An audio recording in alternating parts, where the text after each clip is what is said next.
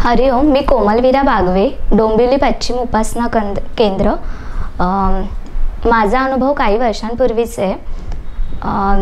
त्यावेळेला मी computer course join केला होता आणि संध्याकाळची वेळ होती। संध्याकाळची 6:30च्या वेळेला 6:30च्या दरम्यान मी कम्प्युटर कोर्सला जात होते आणि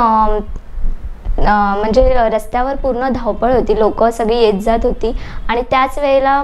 माझी एक मैत्रिणीची बहीण मला दिसली, तर मी रस्त्याला साईडला एकदम रस्त्याच्या एका बाजूला उभी राहून तिच्याशी बोलत होती आणि त्याच वेळी म्हणजे मी अक्षरशः म्हणजे रस्त्याच्या साईडलाच उभं राहून बोलत होती आणि त्याच वेळेला एक ऑटोवाला आला आणि त्याने मला धक्का दिला, हाताने अक्षरशः धक्का दिला आणि मला काही समजलंच नाही की हे काय झालं एक सेकंदासाठी। आणि जेव्हा माझ्या लक्षात आलं की त्याने मला धक्का दिलाय तेव्हा मला खूप म्हणजे राग आला आणि मला माहित नाही एवढी शक्ती त्याची भांडायची कुठून आली, पण त्यावेळेला माझ्या तोंडाला जे येईल ते मी त्याला बोलू लागली आणि तेव्हा तो बसलेलाच होता ऑटोमध्ये आणि तो ऑटोमध्ये बसून माझ्याशी भांडत होता, पण आणि मी पण तो पण ऐकत नव्हता आणि मला पण म्हणजे मी जर गप्प राहिली तर माझीच चूक आहे असं होईल म्हणून मी पण त्याशी बोलत होती आणि नंतर तो ऑटोतून बाहेर आला आणि माझ्याशी जोरजोरात भांडायला लागला। तेव्हा मात्र मला कळलं की म्हणजे माझी पुरती बोलतीच बंद झाली, मला काही सुचेच ना की आता काय करावं आणि घराच्या दिशेने जाईन तर तो त्याच दिशेने येत होता आणि क्लासच्या दिशेने जाईन तर मला म्हणजे भीती वाटली होती की मी याला एवढी बडबडली आहे आणि तो पण एवढा म्हणजे रागीट स्वभावाचा आहे की तो पण मला ऐकत नव्हता,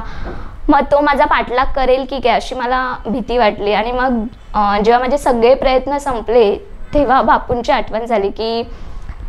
बापू काय करू, हा माणूस ऐकतच नाही आहे एवढं बोलली आणि त्या क्षणी म्हणजे रस्ता क्रॉस करून एक माणूस आला, व्हाईट शर्ट ब्लॅक पॅन्ट घातलेला आणि तो म्हणतोय म्हणजे क्रॉस करतच तो माणूस बोलला की अरे तू काय बोलतोयस, मी पाहिलं की ती मुलगी इथे उभी होती इथे।